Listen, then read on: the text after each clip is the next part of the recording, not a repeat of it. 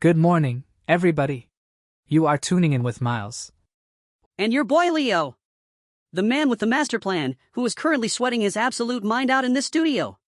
Well, hold on to that sweat, my friend, because today's topic is literally about cooling things down.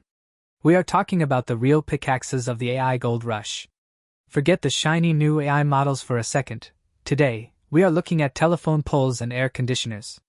Whoa, hold up. Time out. Telephone poles? Air conditioners? Bro, what kind of gold rush is this?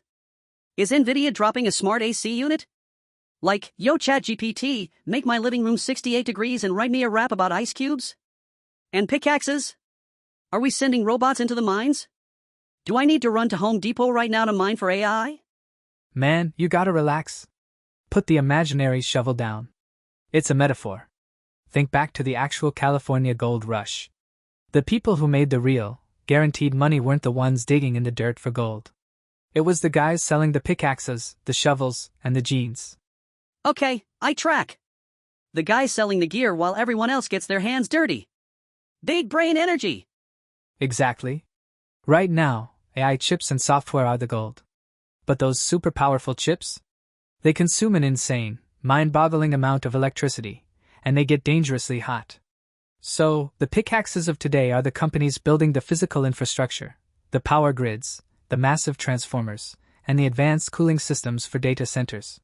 That's where the smart money is quietly setting up camp. Mind blown.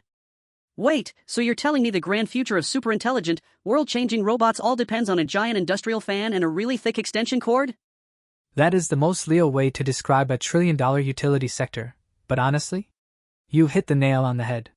Let's break it down. Let's dive right into the deep end of why everyone on Wall Street is suddenly obsessing over electricity. Yeah, please explain, because last I checked, my phone charger isn't exactly a hot stock. I'm not out here trading AA batteries, bro. Right. Let's do a little roleplay to make it make sense. Imagine you, Leo, are running a fast food joint. A regular Google search is like a customer walking in and ordering a small fry. It takes you 2 seconds, barely any energy, boom, you hand it over. Easy money. I'm flipping those fries all day, baby. Zero sweat. Chef Leo in the building. Exactly. Now, imagine a generative AI prompt, like asking ChatGPT a complex question or generating an image. That is not a small fry. That is a customer walking into your fast food joint and demanding a 12-course Michelin star tasting menu, made from scratch, in under 5 seconds. Bro, what? I'm throwing my apron on the floor. The kitchen would literally catch on fire. The stoves would explode. I'd be crying in the walk-in freezer. Bingo. That is exactly what is happening to our data centers right now. Every time someone asks AI to write a poem about their cat or generate a picture of a dog riding a skateboard, it requires roughly 10 times the electricity of a normal search query. 10 times? Wait, hold up. So every time I ask AI to roast my outfit, I'm basically leaving the fridge door open for a week? Basically, yeah. And here is where it gets crazy. Let's look at history for a second to see why this is such a massive investment opportunity. Think back to the 1920s when cars first became mass-produced. Ford was pumping out Model Ts left and right. It was a revolution. Vroom vroom, baby. The original speed demons. But there was a massive bottleneck. You had all these shiny new cars, but no paved roads and barely any gas stations. People were buying these amazing machines and immediately getting stuck in the mud. The real heroes, and the investors who made generational wealth, were the ones laying down the asphalt and building the fueling infrastructure. Okay, I see the vision. Big brain moment. So Nvidia and these AI companies are Ford making the cars, and the utility companies are the ones paving the roads so the AI doesn't get stuck in the mud. Exactly. Now, some tech optimists out there will argue, hey, don't worry. The new chips are getting more efficient every year. We don't need to panic about power. We'll just write better software or slap a few solar panels on the roof of the data centers. Yeah, that sounds super logical. Just go green, get a couple of those shiny panels, problem solved. Let's go get lunch. I wish it were that simple, my guy. But let's look at the actual data. According to the Goldman Sachs research report we mentioned earlier, AI's appetite for power is so insatiable that data center power demand is projected to grow by a staggering 160% by 2030. You cannot solve a 160% surge with just a few extra solar panels. We are talking about needing entirely new power plants, massive upgrades to the existing grid, and giant transformers just to keep the lights on while AI does its thinking. 160%? Bro, the power grid is already fighting for its life. In the summer, my AC turns on and the lights in my apartment flicker like I'm in a horror movie. You're telling me AI is about to plug in a million hair dryers at the same time? That is the perfect metaphor, Leo. The grid is sweating. And that brings us to the second massive problem. When things use that much power, they get unbelievably hot. So, remember how I said the grid is sweating from all that electricity? Well, the AI chips themselves are literally boiling. That brings us to the second biggest pickaxe of this gold rush: cooling systems. Bro, if my gaming console sounds like a Boeing 747 taking off just from playing a quick game of NBA 2K, I can't even imagine what a building full of these AI chips sounds like. You are right on the money. Let's put you in a scenario. Imagine you are sitting in bed, watching a movie with your laptop resting directly on your bare legs. After an hour, your thighs are burning, right? Oh, absolutely. I've got third-degree burns from binge-watching Netflix. It's an extreme sport. Exactly. Now, imagine taking 100,000 of the most powerful, electricity-guzzling laptops on planet Earth.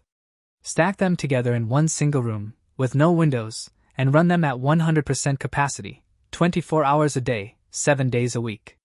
Bro! The building would turn into a volcano. My legs just caught on fire just visualizing that. We'd need, like, the biggest industrial AC unit in the history of the universe. And that is exactly what we used to do. Traditional data centers basically use massive air conditioners and giant fans to blow freezing air down the aisles to keep the servers from melting. But AI chips, like NVIDIA's latest setups, generate an unbelievable amount of heat. Blowing air on them is like trying to put out a massive forest fire by blowing on it with a tiny plastic straw. It physically cannot move the heat away fast enough. Okay, but wait. I've got $1 million idea. Write this down, Miles. Why don't these billionaires just build all the data centers up in the Arctic? Or like Iceland. Just open the window. Let the penguins chill with the servers. Free AC. I love the creativity. And you know what? Some tech analysts actually suggest exactly that. Companies like Microsoft have experimented with putting data centers underwater in the ocean, and others are building in Nordic countries. It sounds like a perfect solution, but here is the data that ruins the party: latency. Latency? Is that a new rapper? No, man. Latency is the time it takes for data to travel from the computer to you. AI needs to be fast. If you are using a self-driving car in New York City, and its AI needs to instantly decide to hit the brakes to avoid an accident, you cannot wait for that internet signal to bounce all the way to a frozen glacier in Iceland and back. You'd crash. To get zero lag, instant AI, the data centers must be located relatively close to major cities and population hubs. We have to solve the heat problem right here, in our own backyards. Ah, man. The penguins are missing out on a great real estate deal. Okay, so if giant fans and open windows don't work, how are they stopping these billion-dollar chips from turning into lava? Let's look at history for the answer. Think about early automobiles, like the original Volkswagen Beetle, or vintage airplanes. Their engines were air-cooled. Just driving fast and letting the wind hit the engine kept it from melting. But as engines got bigger, more complex, and super fast, the wind wasn't enough. They hit a physical wall. So, automotive engineers had to invent liquid cooling, pumping water and special coolants directly through the engine block to absorb the heat. Okay, I track with cars. But wait, are you saying they are putting water inside the computers? Bro, rule number 1 of electronics. Never spill your Mountain Dew on the keyboard. No Mountain Dew, I promise. But yes, the industry is transitioning to liquid cooling. And the craziest new trend right now is called immersion cooling. They are literally taking entire racks of these multi-million-dollar AI servers and dunking them completely underwater. Well, not water. It's a specially engineered, non-conductive synthetic fluid. It looks exactly like a high-tech deep fryer, but instead of frying chicken, the liquid is bubbling and absorbing massive amounts of heat directly from the chips.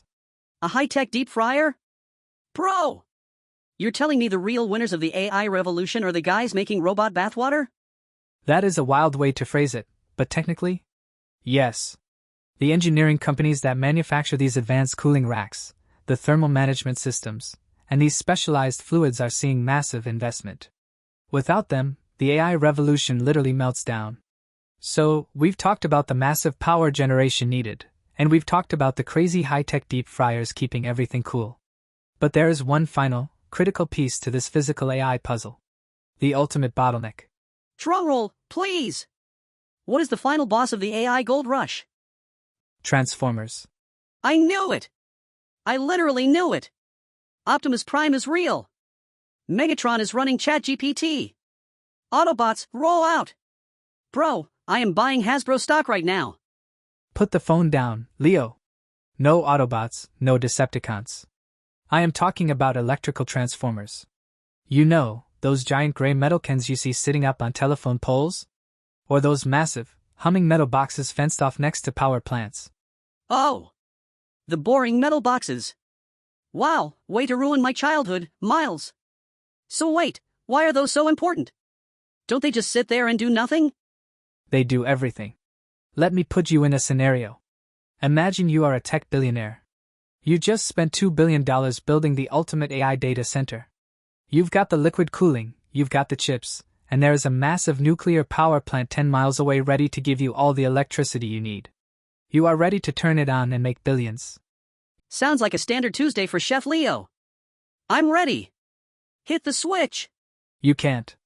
If you plug your data center directly into that power plant, the voltage is so incredibly high that it would instantly explode your entire building and vaporize your multi-million-dollar servers.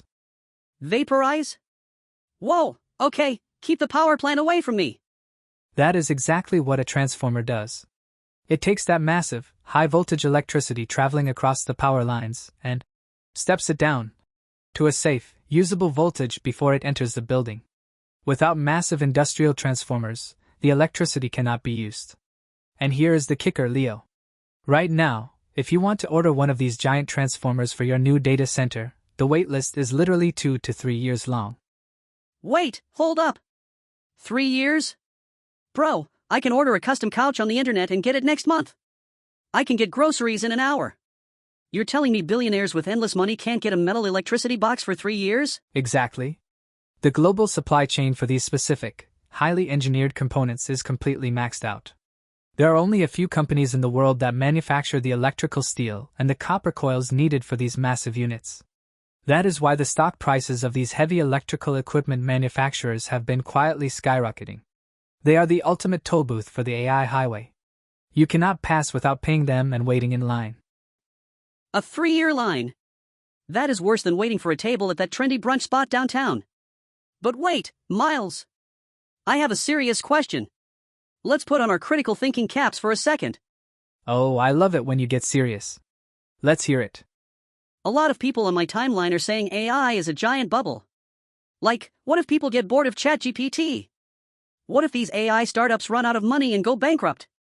If the AI bubble bursts, don't the guys making the bathwater and the transformers go broke too? That is an incredibly smart question, Leo. And there are plenty of skeptical analysts on Wall Street asking that exact same thing. They argue that tech companies are overordering chips and infrastructure out of FOMO, fear of missing out. They say once the hype dies down, we'll have all these empty data centers. But let's look at history to see why that argument misses the bigger picture. History class is in session. Talk to me. Think back to the late 1990s. The dot-com bubble. Everyone was throwing millions of dollars at any company with a .com at the end of its name.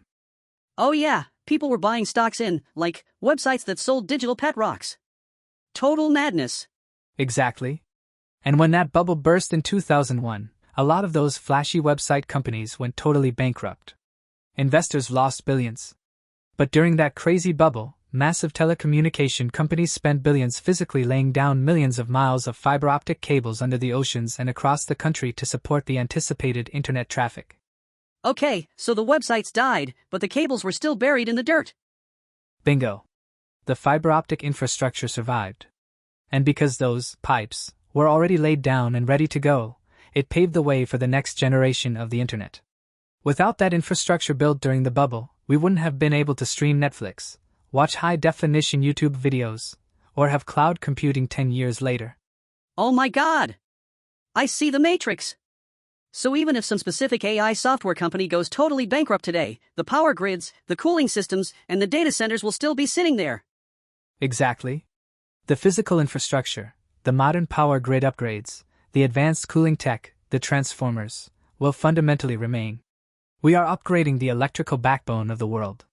Whether it's used for generative AI, the next version of the internet, smart cities, or whatever comes next, society's demand for data and electricity is only going in one direction, up. Mind officially blown. The guys selling the pickaxes literally never lose. They just sell them to the next guy looking for gold. You got it, my friend. The quiet, boring companies fixing the real-world physical bottlenecks are the true unsung heroes, and the smartest plays of the AI revolution. Alright, man, we are coming up to the top of the hour. Let's land this plane before the studio AC officially gives out. Give me the official Leo recap of today's show. What did we actually learn about the AI gold rush? Oh, I got this. It is crystal clear now, baby. Chef Leo is serving up the final course. So basically, the grand future of human civilization and super smart robots completely depends on 3 things. 1. Finding an extension cord thick enough so the whole city's lights don't flicker. 2. Dunking these billion-dollar computers into a high-tech bubble bath so they don't melt my thighs. And 3. Waiting in line for 3 whole years just to buy a giant, boring metal can for a telephone pole so the whole thing doesn't explode. Honestly? That is a perfectly accurate, beautifully chaotic summary of a multi-trillion-dollar infrastructure market. You nailed it. Big brain energy. Forget digging for the gold, bro. I am officially opening up a robot pool business. Come get your liquid cooling baths, Autobots. Bring your own rubber ducky. We got half-price discounts on Tuesdays. Please do not try to give Optimus Prime a sponge bath, Leo. I'm begging you. Alright, that is all the time we have for today. A huge thank you to everyone tuning in on your morning commute. We hope we gave you a fresh perspective, and maybe a little less FOMO about chasing those shiny AI software stocks. The real builders are quietly working in the background. Yeah! Stay cool, stay hydrated, and whatever you do, do not plug your hairdryer into the same outlet as your microwave today. The power grid is fighting for its life out here, baby. Give it a break. Wise words from the man himself. I'm Miles. And I'm your boy Leo. Have a fantastic, productive day, everyone. Drive safe, and we will catch you right back here tomorrow morning. You ready for your morning dose of, well, everything? Miles, welcome back to World on a Spoon, everybody. You ready for your morning dose of, well, everything? Portfolio needs a win, buddy. Not quite, Leo. Put the meme coins away for a second. We'll talk about something far important and potentially delicious. Leo delicious in a global food crisis that's brewing right under our noses. It's not just about prices at the grocery store. It's about how much the world supply chain is starting to look like a house of cards. Miles. Okay, so let's set the table. You know how when you're making a grilled cheese, need the bread, the butter, and the cheese? Right now, it's like we're running out of bread, and the butter costs 10 times what it last year. Leo, 10 times? So you're telling me my avocado toast is under threat? This is a national emergency. Miles. It's not avocado toast, but it's close. Think about wheat, corn, and soy, boys. 3 things that earn everything from your cereal to your burger bun. Leo, so what's breaking? Is it robots going on chain? Is it robots going on strike? Because I always knew they couldn't be trusted. No robots, my friend, back to 1970s. We had a similar situation, but it was mostly weather related. This time, it's a perfect storm of climate change, the lingering effects of the pandemic on shipping and, well, global politics, getting in the way of dinner. Global politics. So, like when my cousin Larry comes over for Thanksgiving and ruins the vibe. Exactly, but Larry is running the whole country. When major grain exporting regions face conflict or extreme weather, it's like one of the cooks in the kitchen just walked out and took the main course with them. Upbeat transition music. Miles, let's talk about the cost of your morning coffee. Leo, oh no, don't touch my caffeine. That's where I get my superpower from. Well, the price of coffee beans is hitting record highs. It's not because people are drinking more. It's because the farmers with extreme drought in South America, and labor shortages everywhere. So, I appreciate enthusiasm, Leo, but it's a systemic issue. It's like everyone in the stadium wants a hot dog at the same time, but the guy at the stand only coffee savior. I appreciate the enthusiasm, Leo, but it's a systemic issue. It's like everyone in the stadium wants a hot dog at the same time, but the guy at the stand only has 2 buns left. So you're saying we're always bringing hot dogs? Some experts are fingers at big corporations for hoarding supply to keep prices up. It's a classic case aside of potential corporate greed. So they're like my brother who buys all the toilet paper at the start of the pandemic. I see what's happening, Miles, kind of, but others say it's just the natural chaos of a globalized market under stress. The truth is somewhere in the middle. upbeat transition music. Miles. Alright, Leo, the moment of truth. What did you learn today? Lee, I learned that my avocado toasty are basically at war with the world, and that I should probably start hoarding bread. Miles, don't Leo, the takeaway here is the panic. It's to think about where your food actually comes from. Know the smart play is to diversify your plate. Try explore different grains you haven't tried before. The less we rely on a single source, the more stable one becomes. It's like investing, you don't put all your money in one stock. So I should buy more meme coins? Miles, Leo, diversify away from meme coins, but you're getting the idea. The world's kitchen is complex. The more we understand the ingredients, the better the meal will world. Leo, that was a feast for the brain. Miles, my mind is officially full. We hope you feel a little smarter and a lot more ready to face the world. Don't forget to like and subscribe if you want to keep your spoon full, and tell Larry to stop the next one. Phone music fades out.